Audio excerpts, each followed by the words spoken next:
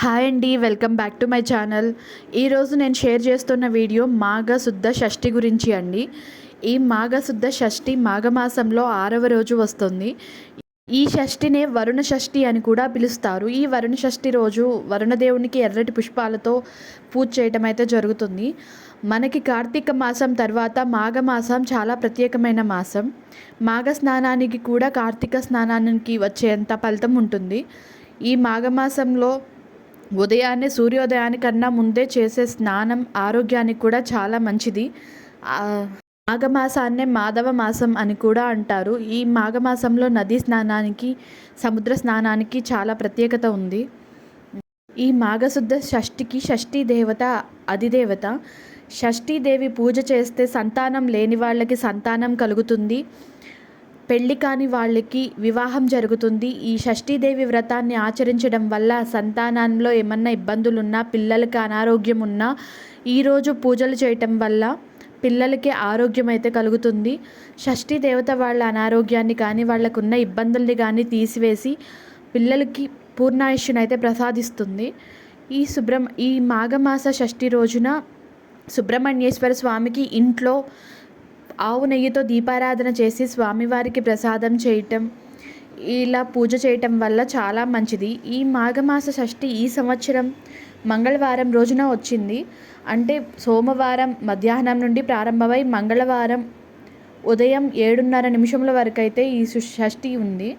కాబట్టి మంగళవారం ఉదయం 7:30 లోపల స్వామివారి సుబ్రహ్మణ్య ఆలయాల్లో కానీ లేదా ఇంట్లో కానీ సుబ్రహ్మణ్యేశ్వర స్వామిని పూజించడం, ఆవు పాలుతో పూజ చేయటం, లేదు ఇంట్లో కుదరలేని వాళ్ళు నాగేంద్ర స్వామి గుడికి కానీ లేదా సుబ్రహ్మణ్యేశ్వర స్వామి గుడికి కానీ వెళ్ళి స్వామివారికి పూజ చేసి ఆవు పాలు పోసి స్వామివారికి నమస్కారం చేసుకొని స్వామివారి సుబ్రహ్మణ్యేశ్వర అష్టకం కానీ, షష్ఠీదేవి పూజ కానీ, సుబ్రహ్మణ్య కరావలంబ స్తోత్రం కానీ, సుబ్రహ్మణ్య భుజంగ స్తోత్రం కానీ పఠించి పిల్లల చేత కూడా పూజ చేయించడం వల్ల పిల్లలకి ఉన్నటువంటి ఎటువంటి దోషాలైనా సరే తొలగిపోతాయి.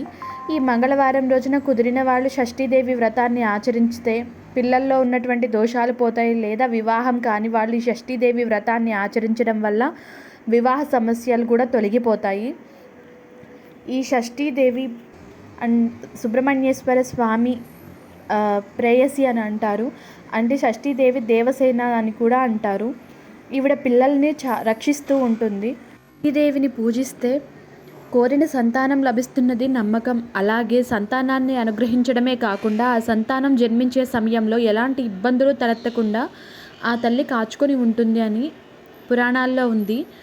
ఇక పిల్లలు పెద్ద అయిన తర్వాత ఎలాంటి అనారోగ్యం ఏర్పడకుండా చల్లగా చూసుకుంటుంది. కాబట్టి గర్భిణీ స్త్రీలు కూడా షష్ఠీదేవి స్తోత్రాన్ని పఠించడం చాలా మంచిది. చాలా ప్రాంతాల్లో సంతానం కలిగిన 6వ రోజున షష్ఠీదేవికి పూజలు కూడా చేస్తారు.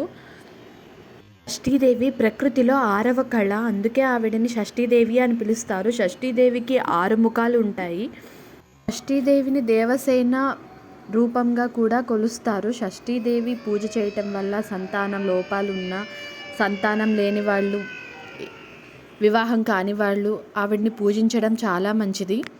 మనం పెళ్ళి కాని వాళ్ళు కానీ ఏమైనా దోషాలు ఉన్నా కానీ సుబ్రహ్మణ్యేశ్వర స్వామిని పూజిస్తాం కదా షష్ఠి రోజు. అలాగే ప్రతి మాసంలో వచ్చే షష్ఠి రోజున షష్ఠీదేవి వ్రతాన్ని ఆచరించడం కానీ, సుబ్రహ్మణ్యేశ్వర స్వామిని పూజించడం వల్ల కానీ ఎలాంటి దోషాలున్నా తొలగిపోతాయి. ఈ సంవత్సరం అయితే ఈ షష్ఠి మంగళవారం రోజు కలిసి వచ్చింది కాబట్టి కుదిరిన వాళ్ళు ఆ వ్రతాన్ని ఆచరించుకోవడం కానీ, లేదంటే సుబ్రహ్మణ్యేశ్వర స్వామి ఆలయానికి వెళ్ళి పూజ చేసుకోవడం కానీ, ఆవు పాలతో స్వామివారికి అభిషేకం చేయడం కానీ, లేదా పుట్టల్లో పాలు పోయటం కానీ తప్పకుండా చేయండి. సుబ్రహ్మణ్యేశ్వరుడి ఆశీస్సులు మనందరిపై ఎల్లప్పుడూ ఉండాలని కోరుకుంటూ ఈ వీడియో ఇంతేనండి. మీకు ఈ వీడియో నచ్చితే లైక్ చేయండి, షేర్ చేయండి, కమెంట్ చేయండి, సబ్స్క్రైబ్ చేయండి. Thank you.